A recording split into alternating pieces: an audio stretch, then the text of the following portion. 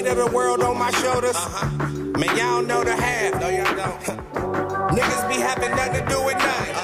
But had a nerve to ask for half. I know that shit sound crazy, but lately it made me laugh. The flow was so Yo, it's your boy Santino Carleon. You may have seen me on the road with Mac Miller, Out of Sight, Big Sean, MGK, you name it. This is my story, real spit.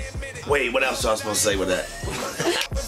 no gimmick in my image, got no problem being me. And when I look up in the mirror, know exactly what I see. For real. All my life they trying to tell me fall back. No, I ain't never been about that. And I ain't really seeing what they see. And I ain't got no problems being. What's up? It's your boy the NOC, aka DJ Maserati Knock. Real spit with my man right here, Santino Carleon. What's happening with you guys, man? Can't complain, man. Man, I appreciate you taking time to politic with me, man. Thank you. You know, one thing I wanna say that I admire about your music and your style, man, is like there's a freedom to it. Thank you. You know, like even watching your videos, like having fun with it. Yeah. You know what I'm saying? I don't know another way to do it. You know what I mean? When I first started doing this, you know what I mean? It's like it was all about fun. As you get moving and things get business and stuff like that, I always try to make sure I stayed within the fun part. Right. Because that's what kept me doing it. Yeah. You know what I'm saying? Yeah. So that's one big thing I always try to do is have fun. So I'm glad that that's carried over and you appreciate definitely. You noticing that. I can see that, man. So let's talk about your start, man. You know, in terms of music, what inspired you and motivated you to pick up that mic? I guess it kind of started early for me. My mom's is always playing music in the house, different types of music though. Right. You know what I'm saying? So we grew up from anything from Parliament Funkadelic to like Prince, like super heavy Prince household. My mother used to tell me stories that I would grab, and I can remember these things, like honestly, I would grab pots and pans and I would drag them out to the porch. And in my mind, the porch is a stage. You know what I'm saying? And I'm 2-3 years old. Yeah. These are some of my first memories. And I'm making drums. And I can just remember like, all right, that's a stage. You know what I mean? But those are some of my first memories. So I think it started then. You know what I'm saying? But really, I think when I'm like, oh, this rapping thing looks cool, it's probably going to see Crush Groove on the square when the Regal, I think it was a Regal or a Showdown on the square back in the 80s. I was probably like 5 and my parents took me to see Crush Groove and I think that's when I was like, yo, this is something I want to do. So I mean, I just dated myself crazy, but I think that's when it really started for me, you know what I'm saying? That's what's up, man. Yeah. So like with that initial, you know what I'm saying, kick for it, like when did you pick up that pen and paper and do your first, you know, track? I picked up my first, I started writing when I was like 9. Some of that shit I can remember. Don't ask me why, but I can remember it. It's a classic. Yeah, it's bars. 9 years old, you know what I'm saying? I started writing then, just playing around with stuff. We had like this little group, and it was nothing serious, you know what I mean? A few buddies of mine, and I even joke with him to this day, like, yo, remember that rap group we had in 3rd grade? What's the name of the group? I don't remember the name, but I think it was more like, this is in the 90s, so, you know, everything started for us, because we were crisscross kids. Like, as soon as crisscross came out, dude, that was it. Like, you know what I'm saying? Oh, kids are doing this, you know what I'm saying? So, I think that's when I really started writing, you know what I mean? But, I think one of the rounds, like, we kicked the tracks with our starter hats. We may be little, but we got a rhythm like rap, like Tony the Tiger. My rhymes are great. I take a bite out of crime and spit it back out in the plate. Like, I was like 9 years old. You know what I'm saying? Like, but I ain't really start taking it serious until my late teens. You know what I'm saying? Moving to New York City at 19, 8 days after the World Trade Center to be in the music industry. Don't ask me what the hell I was doing back then, because I really didn't know. Like, as I look back, I'm like, I was clueless, you know what I'm saying? Because I wasn't even really rapping then. Like, you know what I'm saying? I just wanted to get into the music industry. So, from a Source magazine or Double XL, I'm like 16 looking in the back of one of those one day, and I see an ad for the Institute of Audio Research. And then years later, when I get out of high school, my mom mentioned it to me, like, why don't you go to that school in New York? I'm like, I can do that? Like, because I'm still asking for that permission and that validation from my mom. Like, and I can just remember, like, I can do that? And she's like, yeah. And then I just moved to New York and kind of started there, like, so. Okay. Yeah, spiderweb from there. Okay. So, let's talk about, like, after that move, what were some of your earlier projects? Projects didn't really. Well, I guess then I met a bunch of rappers in Brooklyn at the time, and I kind of looked up to them as far as like, yo, they doing stuff that I don't see guys from here, Cincinnati, doing. Right. And then it was like rapping wasn't the cool thing to do. Like now I feel like it's such a fad and it's like everybody does it. When I started this shit, people look at me crazy like, yo, what are you doing, man? Go get a job. Go to, stay in school. Like I was in school, you know what I mean? But I was wilding out in New York. I was a kid, like, you know what I'm saying? I literally had no leash on me, so. Right. I'm learning who I am as a person, and I'm running around with these artists, and I'm just kind of getting inspired by them, because what they would do is we'd go like Fulton Street in Brooklyn, Times Square, 125th Street in Harlem, and they'd just stand outside and be like, yo, who rap? And cats would just, next thing you know, it's a cipher going, and just me watching them, I'd go home and be writing secretly. Right. You know what I'm saying? Until one day I, have been enough of courage up to get into the cipher, and it just kind of worked from there. You know what I'm saying? Okay. Yeah. Let's talk about some of the artists that you ran into up there, your time starting off. Well, early off, being just in Brooklyn, going to Long Island University at the time, we used to. This DJ Sycamore, who's an executive now somewhere. I don't know where he's at now. He was with Def Jam for a while, but I don't want to say where he's at and not be right. But he was a DJ. He was a mixtape DJ at the time. So we would have like one of the rappers who I was messing with at the time would be like, we were like fighting for mixtape spots. But I was kind of helping these other artists. We would chase down the DJs down on Fulton Street at the record stores. Like, you know what I'm saying? Right. And sit in front of Beat Street Records. Somebody gonna walk in and out coming to get records. You know what I'm saying? Yeah. So we would politic with people like this. This is pre-social media. You know what I'm saying? So we was really hitting the streets. You know what I'm saying? Yeah, so we'd run into people like DJ Sycamore, and then I had this cat named DJ Bijou who we went to school with. And Bijou was a mixtape DJ then. And back then, what the labels would do in order to break music or kind of test the market, they would send all the mixtape DJs to the record label for a meeting. Right. And they would literally have the artists in there. So first time I ever go into a record label meeting is in Def Jam. And in my mind, I'm kind of naive, you know what I'm saying? So I'm thinking it's going to be a bunch of suit and ties when I walk into this building. Yeah. Yo, I open this door, it's weed smoke everywhere. Joel Santana's rolling a blunt. Jim Jones is in the corner talking shit to somebody. Remy Ma was in the room.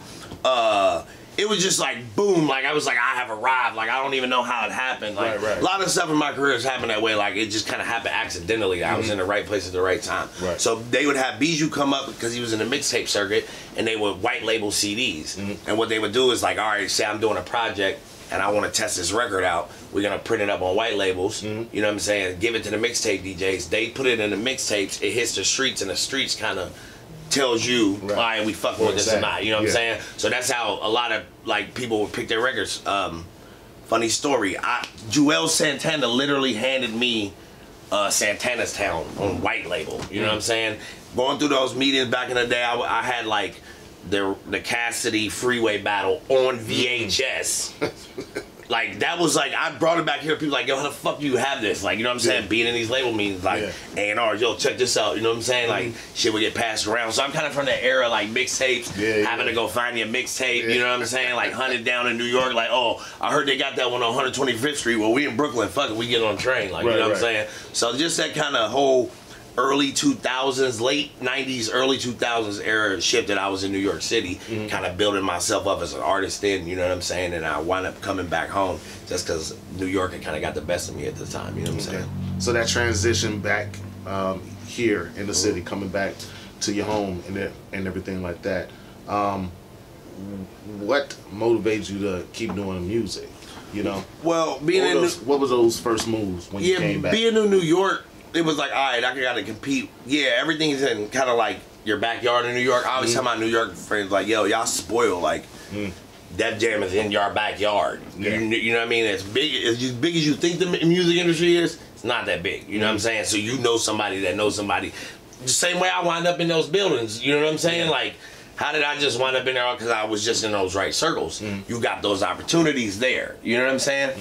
But you also dealing with a million other dudes trying to do what you're trying to do. So I felt like, okay, if you go back home and build it from there, you know what I mean? So I always said I gotta get known at home first Yeah. before I do anything. You know what I'm saying? So I kind of went back and started focusing in. I didn't really have a plan then, but I just knew that was the overall goal. You know what I'm saying? Is to get known here first. You know what I'm saying? So who did you connect with here to start that plan? Here it kind of started out like a big homie of mine from my neighborhood in Finneytown. I was working at Olive Garden at the time.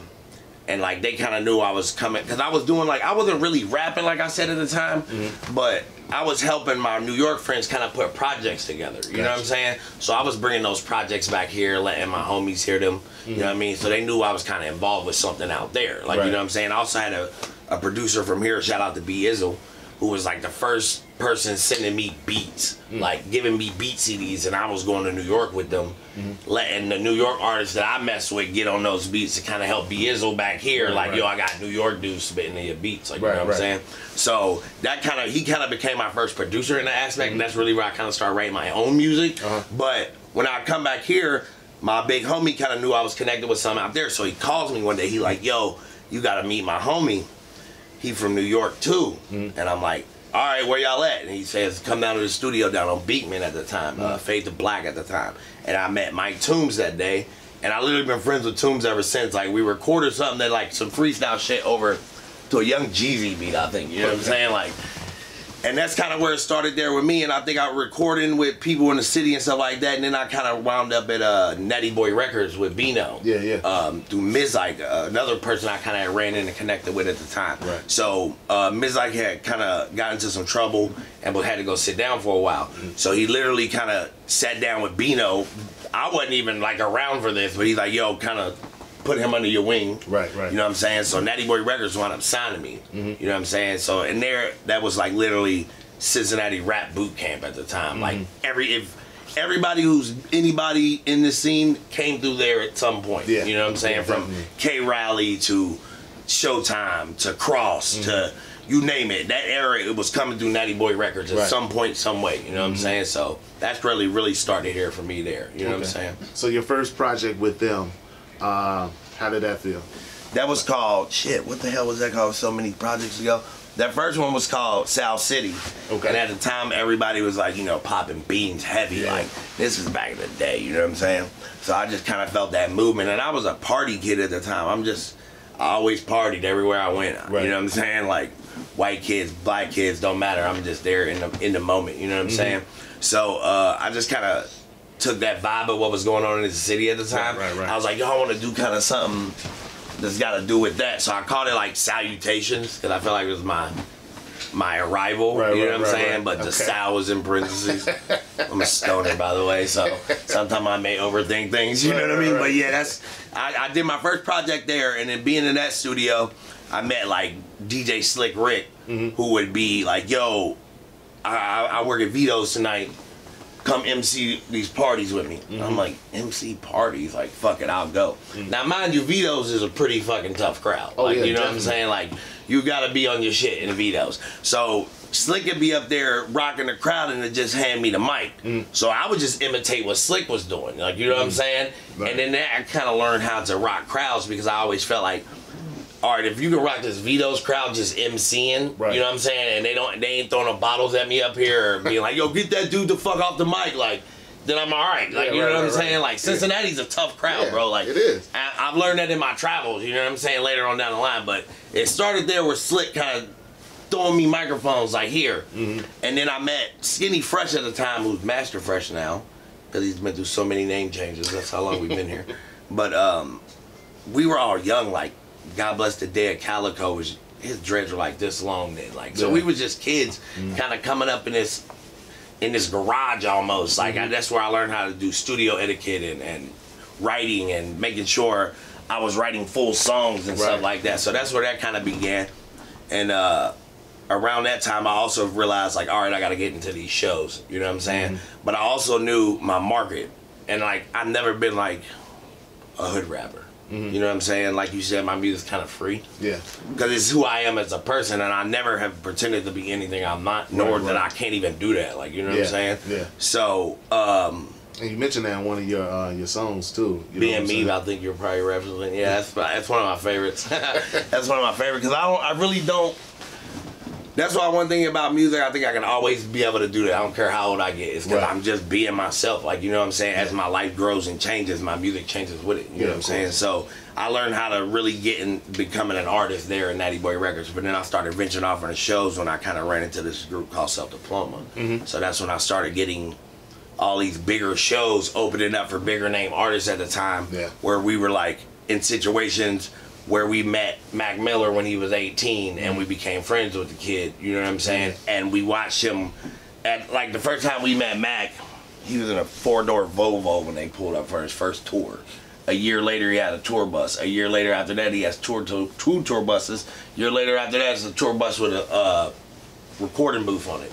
You know what I'm saying? So I like watched this kid come up. The transition. Yeah, the transition, you know what I'm saying? So, but at the same time, he's letting us hang with him. Like, he's like, yo, come with us. Like, I basically became the Kid Roadie at a point. You know what I'm saying?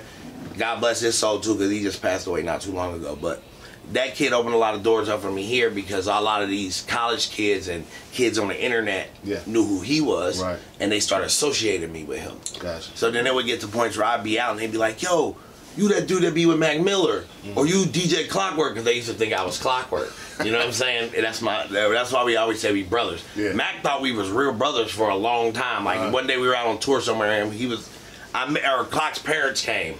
And he was like, Mac said something like, your mom's about to be here, right? I'm like, that's not really my mom, Mac. He was like, wait, you and Clock ain't really brothers? Like, nah, bro, we just like came up together, you know what I'm saying? So I'd be in airports, they like, DJ Clockwork, like, nah, that's not me, like, you know what I'm saying?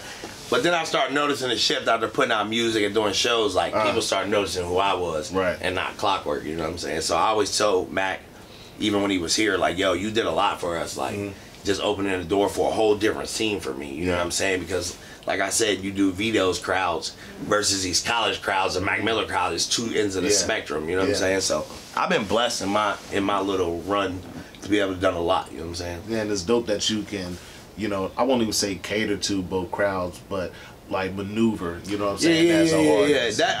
That's not hard for me per se, because like I said, I'm honest. You know what I'm saying? I think that's where that carries over. You know what I mean? Like, and if you can't fake that stuff. You know what I'm saying? Like, even with the videos, like I try to implement stuff that we actually really be doing. Like, you know what I mean? Like, I never have been the type of, because I come from that era where if you rap about some shit, you better be a fucking about it, or you gonna get checked on it. Like, you know what I'm saying? You don't want to be checked on it. You know what I'm saying? So I always been conscious of that. You know what I'm saying? And I always been kind of like the token. Like, I grew up in a suburban neighborhood. You know what I'm saying? I always kind of been that dude who can go on both sides of the fence. So it just carried over into my music and into my everyday life. You know what I'm saying? Yeah, I think that's dope. Thank you. Let's talk about one of your first shows, man.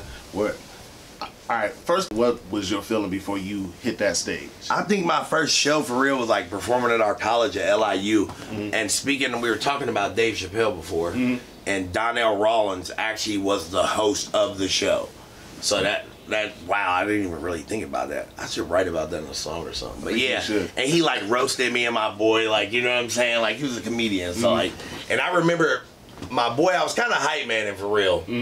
And then my boy's like, yo, you kind of stole the show. Like, I was like, what do you want me to do? Like, I didn't know, this is what I don't know what to do. Like, this is what you do when you're on stage, right? You know what I'm saying? But it was always a joke. To this day, we joke about that one. Like, remember when I stole the show from you? But that was one of our first shows that we did. But one of my first real shows was probably opening up for MGK at a festival in Athens, Ohio. And it was in front of like 10,000 people. And that was probably one of the most insane things that I've ever done, because it kind of happened on accident. Like, that day I didn't know that they're gonna throw me on at the time they were gonna throw me on. Like, I'm figuring, oh, it's a festival, they're gonna throw me on super early, nobody's gonna be there.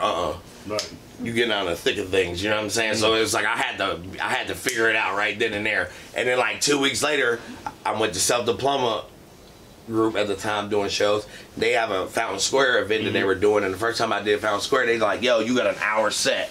They tell me that like a half an hour before I show up.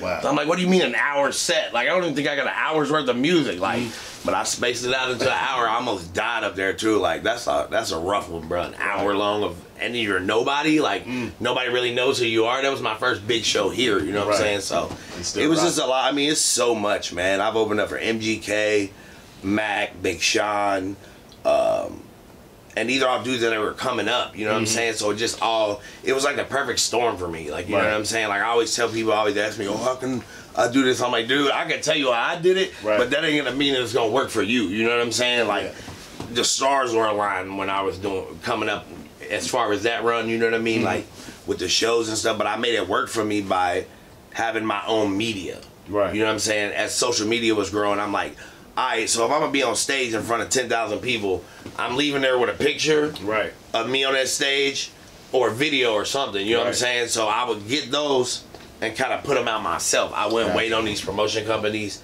to do it for me, you know what I'm saying? So now I start building this online presence. Through that, I met Dan Gotti. And when I met Dan Gotti, that's kind of when my video career kind of took off. You know what I mean? That a lot to my video career, because if it wasn't for my video career, I don't think I'd be able to do it still to this day. Like, you know what I'm saying? Because in this day and age, it's about visuals. If you're young and you're an artist trying to do this, you've got to have visuals. Like, that's a main thing, you know what I'm saying? So I think that's one thing that really keeps me moving into videos. Yeah, he did good work on your videos, too. All started my videos all Dan Gotti, like, so. And then we just branched out to other videographers that we met and gone through the years. Right now I'm working with Lunar Thought. That's he's done like the last 4 or 5 videos I've done on my new project Therapy. So that's what we're working with right now. All right, so let's talk about Therapy. What can people expect to hear in terms of your growth and your change from some of your earlier work? Well, Therapy is after me kind of taking a 2-year break, maybe about a 1.5-year break. I had a child. He's in the other room right now. He's actually being relatively quiet, and it's kind of scary. But yeah, I kind of took a break, and I had all this music sitting there. And I'm like, what am I going to do with this? You know what I'm saying? So just through a couple of buddies I kind of sent it to, they was like, yo, this is kind of like therapeutic stuff. And I'm like, yo, that makes sense. So through my one of my producers, Fame, at 826 Entertainment, we kind of made it a theme by putting the Sopranos. We have like Sopranos themes running through it from when Tony Soprano's sitting with his therapist. From the show Sopranos. And so I just kind of took clips that spoke to me at the time and made it like a middle, a beginning, and an end. And then I kind of fused the music together to make a whole project. But that's pretty much, that's out on all digital streaming sites, you know what I'm saying? We got videos out for that. Daily Grind. Excuse me, man, I'm parched under the lights and shit. Daily Grind. No Weed Clown. Couple other videos we got off of that project, but we filmed those in LA, New York. Like, I've actually, that project, it took me so long to do. Through my travels and touring, I recorded that project in Cincinnati here at the old True Sound Studio, in Brooklyn, and in Los Angeles. So that's why it was really therapeutic for me after taking that break. And it's a collection of work from me being from one coast to the other in the middle, you know what I'm saying? So that's what that work's about. Okay. So in terms of your music, where you at right now? Well, we still pushing Therapy. This year I've been on tour pretty much off and on. We had the opportunity to tour with Talib Kweli earlier this year on the Radio Silence tour. So we did basically all the East Coast dates from New York down to Atlanta, I think. And then I had a couple one-off shows that I did out west. And I did another tour out west with a couple artists in the Pacific Northwest. We did Seattle and Oregon and a bunch of dates out there this year. So I just been touring this album right now and just kind of pushing the videos out and kind of throwing stuff against the wall to see what a stick, you know what I'm saying? But I'm gonna really start going back in, like this time of year is everything kind of dies down in the music industry. Everybody goes on vacation, you know what I'm saying? So I try to use this time to start recording it and brainstorming projects for next year. You know what I'm saying? So I really haven't got anything solid in the mind yet. I really just started shopping beats right now. So I'm in that beginning stage of that. You know what I'm saying? So what is your perception of the vibe of your music coming from Cincinnati? Like, how do people feel about the sound and the artists coming out of Cincinnati? Because I mean, I feel like Cincinnati, we have a lot of influence. Being, I don't want to say in the middle. Yeah, we're in the middle. So you know, we're influenced by the South. We're heavily influenced by New York and everything like that, Midwest Chicago and whatnot. How would you define like the reception of your music and your sound represents Cincinnati? I think what I try to do is represent what Cincinnati is to me. You get what I'm saying? Yeah. I could give you everybody else's perspective. But I don't think that would work for me per se. Like, you know what I'm saying? There's so many different pockets of cultures and hip hop. You got trap rappers that are doing their things. You know what I'm saying? Like, to like guys like me and Bugs the Rocker who kind of consistently stay on the road. Right. Yeah, some of these young cats might not know who we are, but when they sit back and do the homework, they be like, yo, this is all these stories I'm telling you, I'm rambling here, excuse me. But that's 10 years of stuff you can literally go back on the internet and search and research, you know what I'm saying? So it's just different aspects of Cincinnati that if you look at everybody's music as a whole, kind of tell a bigger picture. Yeah. So this is my part, is just my part in it. Right, like, you know what I'm saying? How it built me up to the artist that I want to become, who I am and who I want to become. Right. You know what I'm saying? So I can't really speak on everybody else's perspective on the city, but my perspective of it is that it's so much here and it's so much different stuff, and it's hard for people to kind of sit back and say what they want to pick from. You get what I'm saying? Yeah. Like, so I think as a whole, when people kind of figure out what they want out of our sound, because we don't have anything to base it off of. You get what I'm saying? New York, you can be like, all right, there was Biggie, there was Jay, there was Nas, there was the list. LA, you can do the same thing. Right. NWA, Ice Cube, Spice One, Sibo, like, you know what I'm saying? Going for days. But who can we really say? Yeah, we have our K Rallies, we have our Kenny P's, our you know, that I could go on list for days there. Yeah. But who do we really have to definitively say, to base it off of, to say, yo, that's our ceiling, you know what I'm saying? So we never really had that. So it's just growth, you know what I'm saying? We all got to figure it out. You know I mean, some people will go as far back to say, like, you know, the funk of Cincinnati. Right. And I always tell people that Dr. Dre sound is really Cincinnati funk sound. You know what I'm saying? So a lot of West Coast from the 90s, if you really want to talk, is Cincinnati funk sound. Yeah. But do your homework. James Brown recorded here. Yeah. You know, I could go on for days about that too, but that's me being a music aficionado. Right. You know what I'm saying? Especially about the city, because I've always been fascinated with the culture. Like, all right, what went on here, and why isn't anything going on here? And what do I have to do to help something go on here? You know what I'm saying? That's always been my whole goal. Yeah, and I like that song, My City. You know what I'm saying? The visual was dope, you know what I'm saying? The message, and just that openness, that camaraderie that you had in that video. Right, thank you. That was dope. I had actually the older two kids in that video, and they were young then. And the little one, we used to use that song to get him to sleep. Oh, really? When he was an infant. So now that's just shit. Like, if I put it on right now, like in the video, I got everybody waving their hands. He'll literally be like this. He'll be like, Dada, hands up song. Like, and that's what he's talking about. It's so crazy. It's super surreal to have your kid, like, and listening to your music, and I'll catch him in other rooms singing my music at 2 years old. And I'm like, yo, this is wild. Right. So, like, being a family man, you know what I'm saying? How does that affect, like, your message and your music? It doesn't affect it now, but in the beginning, it was like, how am I gonna do this? You know what I'm saying? Because I was an unexpected father. I was 34 at the time, turned 35 when he was born. But so it was like a whole new thing for me, and I kind of had to figure out how to be a father and an artist. Right. You know what I'm saying? And after dropping this project and kind of being gone back and forth so much this year, with him being around obviously for the last 2 years, it's been just a new experience, and it's almost like a recharge. Like, you know what I'm saying? Like, all right, I can do this in a whole new light now. You know what I'm saying? So I just wanted to grow with the music, you know what I mean? Yeah, I definitely see. Can't run from it, you know what I'm saying? Like, like he'll chase you down, right? Right, it will. And plus it's like, I've had the reputation over the years here of being kind of like the rock star, you know, the party vibe, like I said, you know what I mean? Running around the city, doing wild things, like, and, you know, I'm slowing down a little bit, you know what I'm saying? Not too much, but just enough to know, you know what I'm saying, what's more important out there, you know what I'm saying? Yeah, definitely. Bigger things. I know, like, one of your lines you said, like, got a leg up on them like a centipede. Leg up on the competition feeling like a centipede. Yeah. Wow, damn. Doing your homework, man. Oh, yeah, you know what I'm saying? I like that. That stood out to me, you know what I'm saying? Especially when I was looking at your work and everything. You mentioned how before social media and everything like that, it was more hand to hand, right, and everything like that. And how was that transition for you? I try to implement both. What sucks now is that, you know, pounding the pavement style, that's like guerrilla style now. Like, you know what I'm saying? I call it guerrilla style. Like, I'll show up at your damn door. Like, you know what I'm saying? Because if it's one thing my mama and dad always taught me, like, it's easier for somebody to tell you no when they on the phone Yeah. You know what I'm saying? But if you in their face, it's harder for them to tell you no. Yeah, so I just always been an upfront in your face type of dude. Where I made the social media stuff work for me is kind of be places when I'm not there. Like, you get what I'm saying? Yeah. Like, even being a family man, like, you know what I'm saying? People be like, oh, see me out now. And be like, I thought you were in LA. Like, I've been in the crib. Like, you know what I'm saying? Chilling with the fam now. You know what I'm saying? So I try to make them work both ways. You know what I'm saying?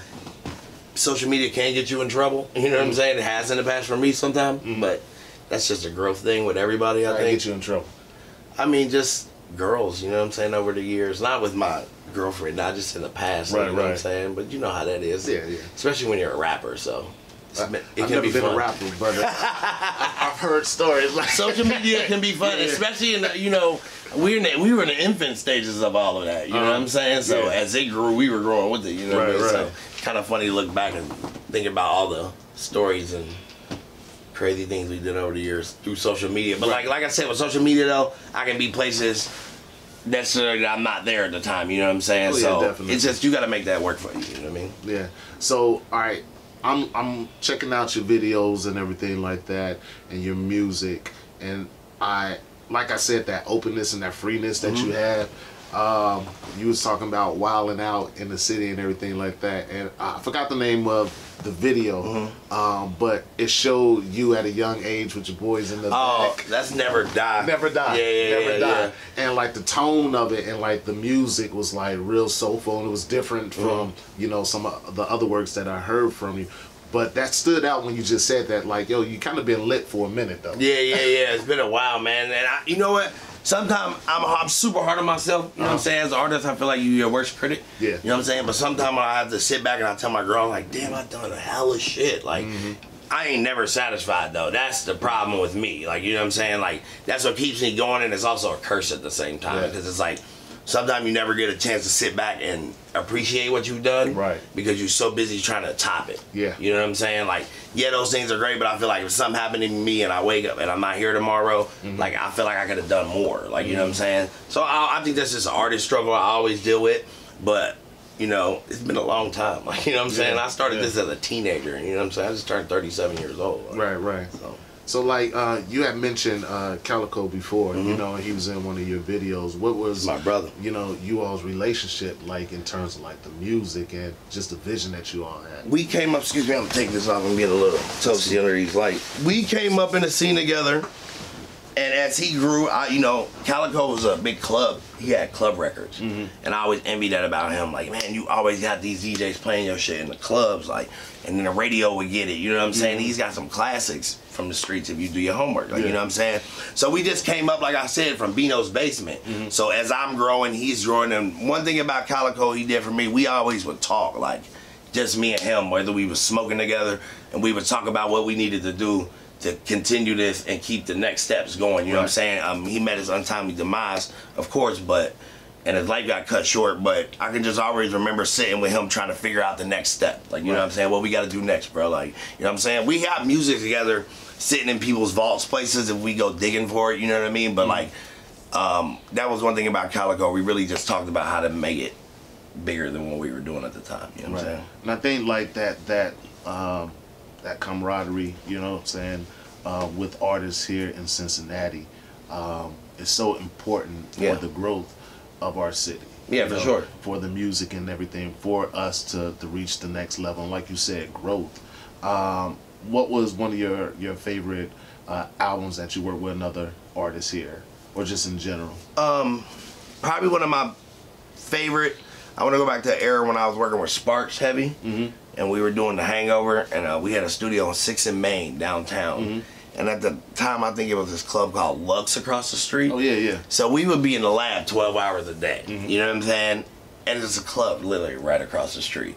So it really got to the point where we go to the club and everybody from the club would wind up back at the studio afterwards. So that whole, I was doing a mixtape at the time called The Hangover, and nothing about that, everything about that mixtape was a hangover because we literally partied the entire time. So that was like one era that I can remember, like really working with somebody here is probably my favorite one. It's the Hangover era. Yeah. Okay.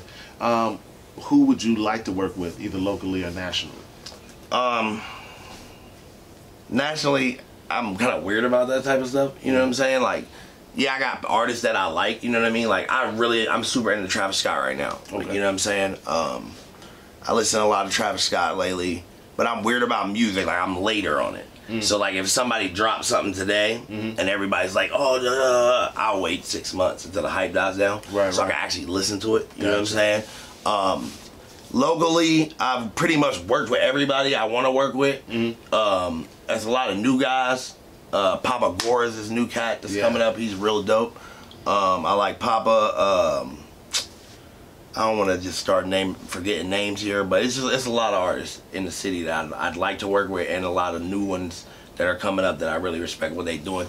And you got to shout out, there's a whole battle scene going on here. Oh yeah, too. Definitely. You know what I'm saying? I was just at a battle a couple weeks ago, but I just was sitting back thinking like, damn, we got so much shit going on. Like, you know what I'm saying? Like, even if you're a battle rapper, like, we didn't have that 10, 15 years ago. You know what I'm saying? Like, even the realm, when I went to the self-diploma realm with all the college type of shows, that wasn't even an outlet at a point. Like, you know what I'm saying? Like, it was either the Ritz or you were just, you're fucked. Like, you know what I'm saying? Like, you were performing at the Ritz. It was nowhere else you were really performing in. You know what I'm saying? The Ritz. And that was it, like, you know what I'm saying? And those are your tougher crowds, you know what I'm saying? Once you start getting those college crowds, and you're like, yo, throw your hands in the air, and everybody throws their fucking hands in the air, you're like, things are changing. Things are changing fast, like, you know what I'm saying? Yeah. So, you know, it's just like a lot of moments in my career that just kind of happen like that, you know what I mean? 1 minute you're here, and the next minute you're here. Like, I've had the opportunity to work with a pop artist named Out of Sight, who I toured with for about two years, and we're still good friends now. And he's a platinum artist. I could call him up right now, like, oh, I need a hook, like, whatever, send it over, like, you know what I'm saying? So, through my travels, meeting people like that have always inspired to keep me going. Like, I can say the name Out of Sight, and some people have never heard of him. Look him up right now, and then you realize how much you actually heard of him, because all his music is in movies, it's in commercials, it's when you're watching the basketball game and it's about to go to commercial. You know what I'm saying? Like, that's my dude, and I'm always, at this point in my career, I'm like, I'm getting placements. You know what I'm saying? That's what's gonna feed my family for the rest of my life. You know what I mean? It's not about the glitz and the glamour and the running around and banging a bunch of chicks and you know what I'm saying? It's these placements. So that's my goal from here on out, is to get these placements. You know what I mean? I could dig that. And that's definitely, you know, game and knowledge that should be passed on. You know Excuse me. I think you even mentioned in one of your songs about taking the game and the knowledge that someone gave you and making sure that you pass that on to the next generation. Because I feel like I didn't have no help. You know what I'm saying? And I felt like, well, if all these things have happened for me, I gotta continue. I gotta keep the good karma. You know what I'm saying? So anytime I get an opportunity to help a new artist or somebody who may look up to me, you know what I'm saying? That's another thing these cats don't realize. Like, a lot of these motherfuckers look up to you and you don't even realize they're looking it up to you. You know what I'm saying? And I have those moments where I'm at Olive Garden with my girl, and kids are like, hey, you Santino Carleon, will you take a picture with us? Like, in Olive Garden, whatever. I take the picture, but then you start realizing, like, shit, this thing is bigger than what I think it is sometimes. Yeah. You know what I'm saying? So you got to be mindful of that. Like, it's a responsibility. You know what I'm saying? So, like, all that is it's something you got to deal with at the same time, and it's a lot sometimes, but it's not, if you smart about it, it's not enough. You know what I mean? Like, you don't let that dictate. Like, it's not gonna, if somebody asks me for a picture, I'm not gonna walk around all day like king shit. Someone just asked me for a picture. Like, you know what I'm saying? You just gotta take it in stride, be humble. You know what I mean? Yeah, you don't want to end up like Dave Chappelle at Disney. Yeah, true. True. And I make that reference because we talked about Dave Chappelle earlier and everything. Like keeping it real goes wrong. Alright, so albums out, therapy, all digital streaming sites, all digital and everything like that.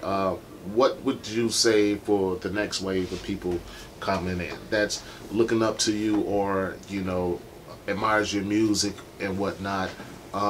What would you say for that next wave of artists? Don't let anyone dictate what you feel is doing right. You know what I'm saying? I think a lot of artists get people around them saying, you should do this, you should do that.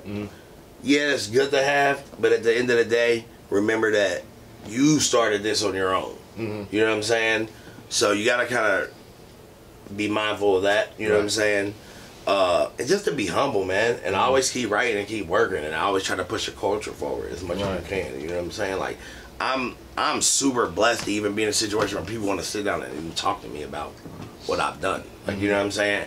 And that's a humbling feeling to me, you know what I mean? And it makes me put things into perspective. Like I said, I got a responsibility to keep this thing going, you know what I'm saying? Yeah. So just gotta be humble. Yeah, definitely. If you were sitting next to your younger you, right. Wow. If you were sitting next to your younger you, and you could only tell your younger you one thing to either do or not do, because you went through it, what would that one thing be? That's a good ass question, man. It's probably the best question I've ever been asked. That's a good ass question. What would I? So basically, I can only tell myself one thing. One thing. And it's not what not to do. It's either to do something or to not do something in terms of your music career or just life in general. I'd have to say, I'd tell myself, no matter what, going to New York was the right thing to do. Because at a point, I fell into the wrong type of environment. Not only say crowds, like I was partying a lot, doing a bunch of drugs and shit. You know what I'm saying? And at one point, none of this seemed like it was ever gonna happen. You know what I'm saying? Okay. So I always kind of used to I was at this point in my life where I'm like, did I do the right thing by going to New York? Or could I went just to school, played it safe? You know what I mean? Like, got a job. Right. You know what I'm saying? And not even a thought about music in that aspect and just stayed a fan of music. You know what I'm saying? So I kind of dealt with that for one point before all this kind of happened. Right. Was that the right decision to do? So that's what I would tell myself. No matter what, that was the right decision to do. You know what I'm saying? Well, that's dope, man. Well, listen, man, I appreciate you. Sorry for the rambling, the lights get hot. And, it's cool, It's a long story. You know what I mean? And I feel like we really only, like, scratched the surface. Yeah, I like that the music to tell a story, though. You know what I'm saying? Yeah. Like, especially for the people who don't know me. Like, you can just take a day and about a half ounce of weed and sit back and just watch the journey. You know what I'm saying? Yeah. I've done it before, too, where I'm, like, traveling. And I'm like, let me go back and watch these old things, like, and watch my first music video to my current music video. Right, and right. literally sit there, and it's like having a fucking time machine, man. Like, that's one thing that's a big blessing about it. Like, and now that I got a kid, I can go always, like I said, I'm showing him these old videos, the stuff that had before he even existed. You know what I'm saying? So it's like a legacy I'm trying to leave behind. You know what I mean? Well, that's what's up, man. Well, you're definitely doing your Thank thing, you, man. thank Well wishes and you. prayers on your family and your career and everything like that. And we're gonna sit down. We're gonna chop it up yeah, for again sure. off camera. You know what I'm saying? I'm gonna pick your brain about For some sure, things. for You know sure. what I'm here. All right, cool. Thank you. The homie right here, Santino Carleon, Hey. boy, the NOC, aka 826. DJ Maserati. Knock. Hey, everybody eats. Mad Circle Music Group. Hey. Weight of the world on my shoulders. Man, y'all know the half. No, y'all don't. Niggas be having nothing to do with nothing. But had a nerve to ask for half. I know that shit sound crazy, but lately it made me laugh. The flow is so McLovin', it's nothing, I'm super bad. No wonder people love it, it's something they never had. I give it to them real and the haters ain't even mad. Now I done been to hell and back and surely I admit it. The hell that I endured was mostly self-inflicted. No gimmick in my image, got no problem being me. And when I look up in the mirror, know exactly what I see. For real.